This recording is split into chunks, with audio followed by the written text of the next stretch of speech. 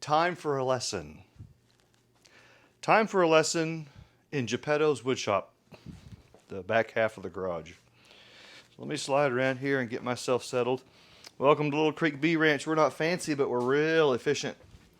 That's the point, being efficient. So this lesson that we're going to cover is about frame jigs. That's our focus. I've had a number of students ask me about, what kind of frame jig? How do you do it? What do you do? How do you use a frame jig?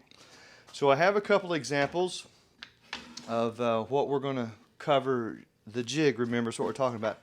So how do you get from a frame, you have the pieces of the frame to this. And you're going to clear up some confusion. There seems to be some confusion when you're starting beekeeping, and I can understand that because I went through it and faced it all myself. All right, so watch this. Check this out. So this is a new box that we are building for someone. So let me slide this apart. Let's take the box and set it down out of our way. Box is out of our way. So we have here pieces for a deep frame and a medium frame. A deep frame and a medium frame. So the lighting's kind of weird in here. We'll just have to deal with what we have. We'll do the best that we can. The date right now is like February 21st, 2022. And it's weird weather, like 73 now, and then tomorrow it's going to be 32, so it's like crazy. So we're filming and clearing up some confusion. That's our purpose, clearing up some confusion. Right? So here's some examples. This old jig came from the old Brushy Mountain Bee Farm Company out of North Carolina a long time ago. They're out of business. You could probably find these jigs. I didn't make this one. It has slide-out boards. It has 4 slide-out boards. The other one slides out. All right. Pretty clever little jig. I don't know. I guess if you're pretty clever with wood, you could probably make that on your own. I just didn't mess with it. I made a bigger one myself. I'll cover in a minute. It's easier actually. So watch this. So this setup, you see it has a hasp clip on both sides, and they come apart to make a smaller jig. It's shorter, so you get 2 for 1. You got 2 jigs here for 1. But here, this setup, we can use the deep. These are the deep end bars, and they go in like that to hold it. And the other end bar would go in here like that. You just set 10 of them. It holds 10. And you put your wood glue in here, and I just set the top bar in, and I have my little rubber mallet. I just tap it down like that. Done. Okay, that's how that works. Okay, but what if? Come on. What if we want to do a different size frame? So what if we want to do mediums here? It doesn't work. It doesn't work, right? Because the medium end bar is shorter than this whole distance. All right, so that doesn't work. But what we can do, take these 2 apart, just pinch the side, I'll lift them up, and now I have 2. Pretty clever. Pretty clever. And actually, these wooden pieces are not the same size, and one goes for one side and the other goes for the other side. So you got to get the end pieces right. There we go. Now we're square. And now I can run mediums. I can set up some medium frames. Pretty cool. I like this. And so if you make these on your own, it's kind of a 2 for 1 thing. You might make 2 of them, because if you did 4 up here, that would give you're doing 40 frames at a time. Pretty clever. That's 2 detailed dimensions. This is just a standard box size, and then the frames. I'm going to worry about that right now. But I like this old jig. You could probably find them online if you look hard enough. I don't particularly like the one that has the spring on the side and you flip up the ends. A little bit cumbersome doing that. It's easier if you have just a slide-in jig system. And I wanted to show you this one first because it's handy. You get a 2-for-1 kind of scenario where if I want to go back and I wanted to do deep frames again, I can just put it back together and I can latch it together and I can run my deep frames. Hope that makes sense. And just hasp just go together so you can move it and move it around. Right, 2-for-1 kind of scenario to be able to do deeps and mediums both. I don't mess with shallow equipment. Students ask, how come you don't do shallow equipment? It's because the bees fill them up so fast. Within a week, it's crazy. You'll be back out working in the apiary again. So I'm not excited about that. I'd rather just stick with deeps and mediums and a combination of those boxes, and that's typically what we focus on. Okay, so there's what we call the Brushy Mountain 2-piece jig. It's got 1 piece and 2 together. I think you can watch the video again and you can get the idea of behind it. Okay, so let's set that to the side. We're just going to set over here. See all my junk in the back. It's because we work. If you're not working, it's not messy, man. It means you're working. Okay, so we have the same frame pieces. Now check this out. So this big jig, make sure I get it right side up. Come on, Kendall. This is a lot bigger. This is a homemade jig. It's not fancy. It's even kind of loose. You gotta look at that. Woo! I just left it that way only because my ends, I didn't cut the best, and where these sidebars slide in, I had to fill. I cut a little deep, so it's just like not perfect, but boy, it works sweet. We do lots and lots of frames in just this one jig. This will hold 22. You can make them as long or short as you want. I just made it to handle. Actually, I was shooting for 21 and 22. Doesn't matter. The same principle applies. You're going to put your side in, or your end bar in, and what I do is I just load them up. 22, and I'll have a mark here halfway, and I'll put my glue.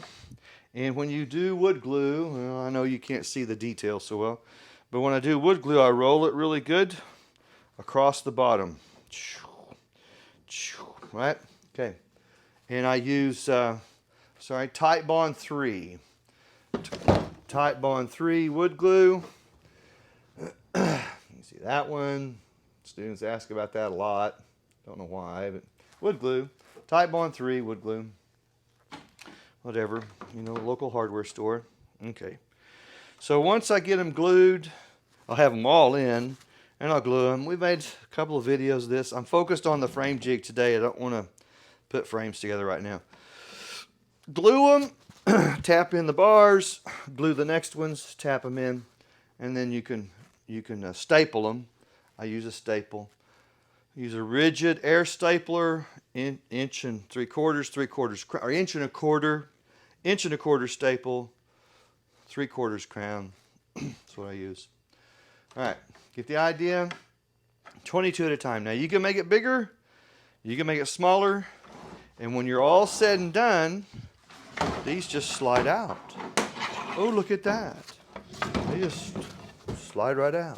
And you can pull your frames out. Pretty cool. I could really make a couple of more of these. So you're focused on doing multiple frames at a time, and most beekeepers are new and they're starting out with 3 or 4 colonies, I understand, but after a while you'll figure out it's not about the number of colonies, it's about how many boxes you're going to need. And then you start ending up doing 40 and 60 frames at a time. That's just part of the growth in beekeeping. But you want to be efficient. We want to be more efficient. That's the point. Okay? So let's take some measurements so that you get some measurements off the video That's what I want. Let's measure this dude. Let's take some measurements and measure. 40 inches. 40 inches long. All right? 40 inches long. Oops. And 2 1/4 high. 2 1/4. Yep. 2 1/4. Both of them. 40 inches. 2 1/4. There you go. How hard was that? That's pretty easy. Boom. And I have a match set. They're pretty tight fits. So this is a B side. This is a B side. This is an A side. That's an A side. They get pretty tight. You want them pretty tight in there. Okay. So let's set those aside. Right. 40 inches long. What did I say? 2 1/4. 2 1/4. 2 1/4 tall. 2 1/4. 40 inches long. Measure twice. 40 inches long. All right, got the idea? 40 inches, 2 1/4. All right, set that to the side. Okay, the actual frame itself. Now watch this. Here's different ways of cutting your ends. Okay, different ways of cutting your ends. So I'm going to give you the side dimensions, not the ends yet, the sides. Let's go for length. Length, I have that at 31 5/8. That's just over a half. 4/8 is a half, you know. So 31 5/8. And then the height is 5 inches even. 5 inches even. So that's 31 5/8. And then 5 inches even. Now it depends on how you're going to cut your ends, or corners, I'm saying. But I'm going to give you the exact dimensions of what this wood is, so you can start from there, and then you can change however you want to do it. Okay, so it's 5 inches all the way around, right? 5 inches. Yep, hadn't changed from last time. All right, and the end I'm measuring. See the film. Measuring from the edge of this wood, not the corner, not this corner, but the edge of the wood to the wood. Okay. So 18 1/2. 18 1/2. 18 1/2. And the height hadn't changed, so 5 inches, right? 18 1/2. Okay, so now let's measure, and the other one's the same, the other end's the same, right? Right? So let's measure inside. We're going to measure inside here. So let's measure. We're going to measure, let me see it, from this wall to this wall. That's what we want. Ooh, looks like 1 inch and an eighth. 1 inch and an eighth. Maybe just on a fat side. Inch and inch and 3/16, inch and an eighth, somewhere in there. You can play with it. If you cut your end bars and your frame end bars are too tight, it's because you need to take some out here and bring that bar back out just a smidge. Probably just sand it a little bit. But that's what this says. I know the lighting's not the best. 1 inch and an eighth. Okay, so what about vertical? Okay, Kendall, vertical. 2 1/2. Wouldn't it be just about the same as the whole bar, right? The bar's 2 1/4. The bar's 2 1/4 high. 2 1/4. So there's plenty of slop in there. And the window, we'll just call this our window, is 2 1/2. 2 1/2. So you can monkey with this. You just don't want it so tight that you just can't get that in there. Oh, because then you got 22 of them in there, and pulling that out is going to be a little bit tougher. So don't make it too tight. We're just trying to hold them vertical. We don't want it so tight. We just want to hold them vertical. Now, I think that's just super simple, and it still does the job. It still does the job. If anything, I could probably make me a new one, and I could redo my corners. I may even make it a bit longer. If I could do 30 at a time, that would be cool. I like that. That'd be good for my table. So if I had, just think about it. Now what I do, let's do this. Watch this. Here's my tool bucket. I keep all my hand tools that I need all the time right here in a little bucket.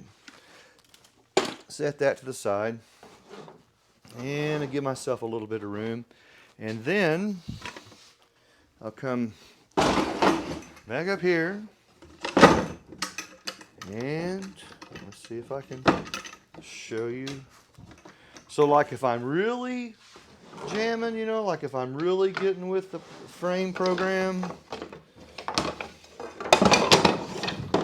which is about to happen, I'll take this apart and I will do this way. There's 22, 10, and 10. So 42. And once you get the top bar stapled in, you just flip them over. Whoop. Come on, Kendall. Flip them over. Do your bottom bars. And this one just goes beep. Do your bottom bars. Now this whole system wasn't planned. We just grew and morphed and grew and morphed and grew and morphed. So if I was going to do this again, this is still handy. These little 10 framers are still handy, so I like that. But I would take this one and go from 22 to 30. So it would be, then again, that much. And if you wanted 40, I guess if you wanted 40, woo-woo, boy, it's a big one. But 30 do it. So you're really, in essence, doing 3 boxes at a time if you're doing 10 frame boxes. I hope that makes sense. You can go back and look at the measurements again and watch the video. The frame jig. There's other ones out there. This is how I started with the Brushy Mountain 2-piece jig. And initially it was like a bit confusing, like what? And you just work with it and you work with it until you figure out, oh, I see. So they have made this to handle all the sizes of frames. The shallows, the deeps, the mediums. That's why you have 2 pieces to this and you can do double duty. So we like that. All right, that's pretty cool. We like that. But this is our main jig we use. And we have the slide bars that slide in. And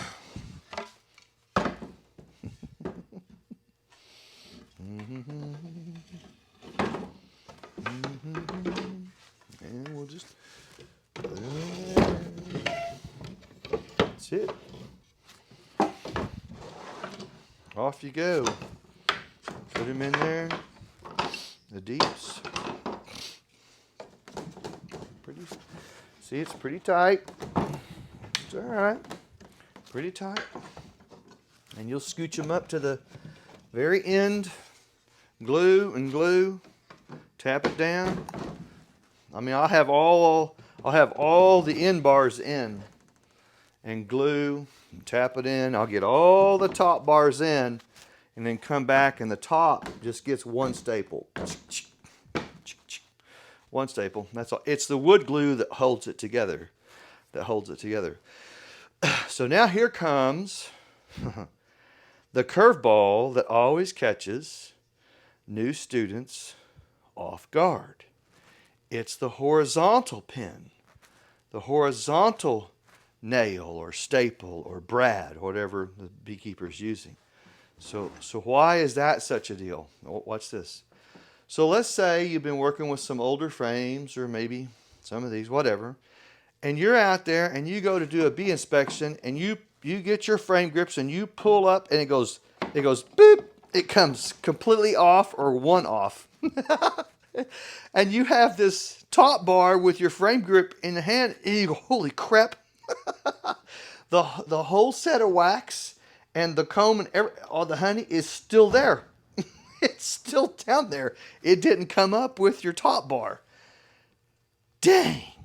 Now what do you do? Well, this won't work, and you can't sit there and hammer a nail.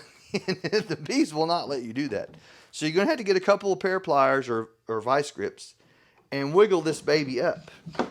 Okay, let's say you're going to get, oh, the whole frame's got to come up. You go, oh, well, now they need a new frame because you can't put this one back in. So you get to carve out that wax and rubber band it into a new frame, and you can give it back to them later. But we don't want this happening inside a live hive. It's a real shock to newer beekeepers. They go, oh my God, what happened? It's funny to an old guy because it's happened to me like 2 or 3 different times over the years. And you go, dang, the first time it's a shock. The second time you go, oh, that stinks. And the third time you go, okay, that's got to stop. This has got to stop. No more doing that. Okay, so let me grab a frame and I'll show you. Let's see if I can do this.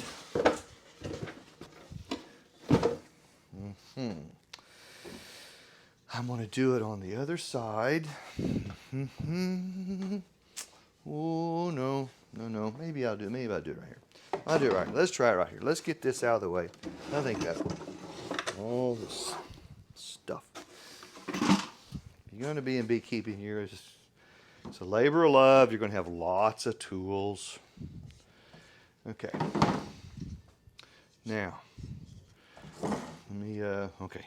I'll do it this way. This would be good. Okay. So here's the top bar, okay? And you're looking at the end of it. Now what you can't see from there maybe is this is the skinny end and this is the fat end.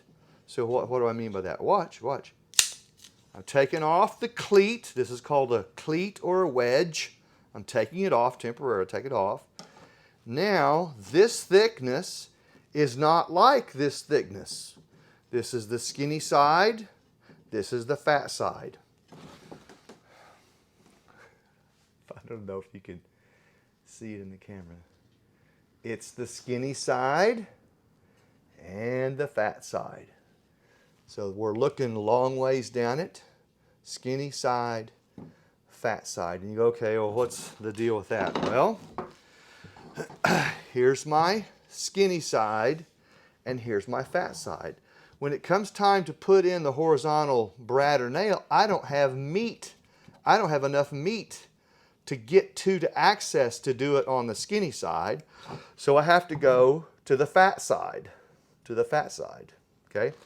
So what I'll do is I'll take, let's see if I can do this. I'll do it the other way. Come around where I can get a bit closer.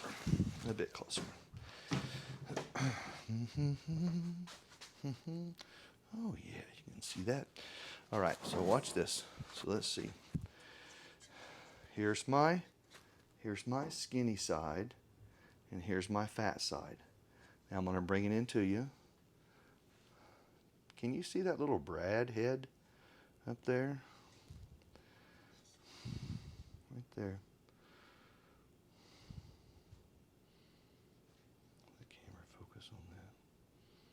Right there. You go, holy crap. That's like tied up in there. Yeah, it is. Now get a nail in there. Oh my. That's very important. That's important. Okay, watch this. I'm going to come back around.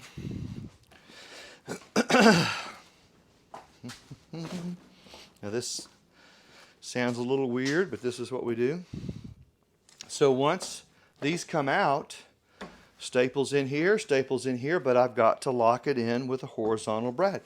So I put it on the corner of the table and I roll it back and I take my air stapler upside down because it's awkward if it's right side up. It hits the top tongue of the top bar.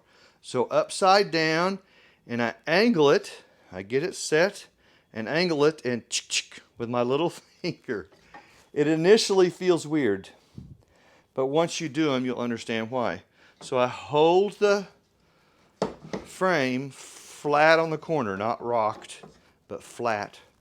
And I'll put my stapler where I want it at an angle, and it sinks it right down. Now, watch this, I'm going to take this one out. If I miss, whoops, and I have angled it wrong, it will shoot up the canal of the cleat. Well, darn, that doesn't work. So I get my dikes and pull it on through, and I'll come back and get the proper angle on it, and sink it on into the fat stuff. It's a 1.25 inch brad, and I just sink it in. Now, when you're doing a few, initially you start out with the long brood nails, 1.5 inches, I think they are, 1.25 inches, and they're thin, and you're just going to tap them down. After you do this handwork for a while, if you're going to be in beekeeping a long time, you're going to go, okay. The hammer goes to the side, and you start shopping around for compressors and air tools, even used tools. But that brad nail, that horizontal, whether it's a brad or a nail, is very, very important. It's tedious. It's tiny, small, tight space. And to describe that to beekeepers on the phone, it's kind of hard. It's a little bit more difficult to describe that. So when I talk about a top bar and a skinny side and a fat side, the skinny side is a side where the cleat comes off of. That's the meat of the cleat. It's coming off. That's the skinny side. That's the fat side. And so when we actually look at a frame, the brad goes in the fat side. Or nail, brad, whatever you're using goes in the fat side. I hope that makes sense. So we always use wedge top, grooved bottoms. Grooved bottoms. Wedged, wedge, this is the wedge, or cleat, or wedge. It's different slang, a lot of slang in beekeeping. Wedge top, grooved bottoms. So the frame, if we're doing a full sheet of wax, the wax can rest in the groove. It'll rest in the groove.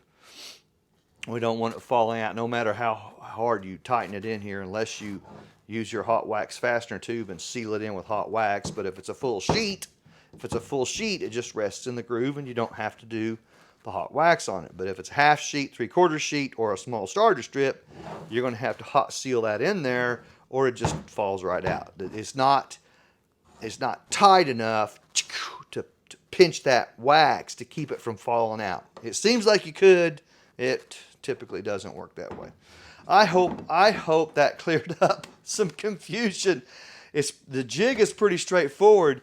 It's this darn horizontal brad or nail that really throws newer beekeepers for a loop, because you don't want to come to, and maybe you got some old equipment given to you, or whatever, and you pull that top bar up and it comes off, and that's all that comes out. And everything else is left in the hive, and you're going, oh, now what do I do? Well, unless you got 2 pairs of channel locks, it's going to stay right there, and you need to go get ready a new frame, a couple of frames, and work to pull that out, rubber band the wax and comb into a whole new, it'd just be a whole new sheet, rubber banded it, a whole new frame, rubber banded in, and give it to them. But we want to start off right so that we don't ever have that problem, and that brad is real important. So if I got enough glue in here, it's going to hold it tight. The staple just cinches it together, while the wood glue adheres all that material together. So it's actually the wood glue that's going to seize up the wood. The staple just keeps the pressure on it, and you got a secure fit. 1 staple's plenty. I've seen beekeepers try to put 2 or 3 nails up here. No. Not 2 staples, 1 staple, 1 staple. On the back side, it's 1 staple, 1 staple. Nothing goes in the sides here. It's this horizontal brad or nail that's super important to us. We don't have to nail anything here or here. It's just 1 on each corner to make it tight, so the wood glue will adhere the wood, and then go for the horizontal brad or nail. So I hope that makes sense. That's the way we do ours. That's the way we've been doing it for almost 20 years. It works really cool. And I can't remember a time when I've had one go beep. There's some old frames out there. Now that I've done this class, probably I'll bump into one. And that whole piece, it makes me kind of mad. It's like, what a pain. And that whole thing's going to come out, and they're going to get a whole new frame But if you're doing it right, you won't have that problem. You just won't see it. And it all starts with a frame jig and having a good frame jig where you can really get with a program and do you some frames, because you're going to need them and you're going to be going through frames and stuff, and you're going to do it smartly, wisely and smartly. So I hope it helps. Hope it helps you learn. I hope it helps you learn some tips and tricks and how to put some frames together and be smart about how you're putting frames together. And the jigs, this little film was made because some students asked questions about jigs. Jigs kept coming up. And I don't know that I really had a good class on measurements of the jigs. If I forgot something or missed something, certainly text us or call us and ask us, and we'll answer it. Not a problem. If you're interested in what we do and you love kind of how we teach, hey, we're not fancy, we're real efficient. I'm kind of a shrewd kind of guy, and we teach sustainable beekeeping strategies. You might look at the personal advisor program. That's pretty cool. A structured coaching program, that's smart to be a part of. LittleCreekBeeRanch.com, and you can look at all the other services we have, and I appreciate you learning. Thank you very much.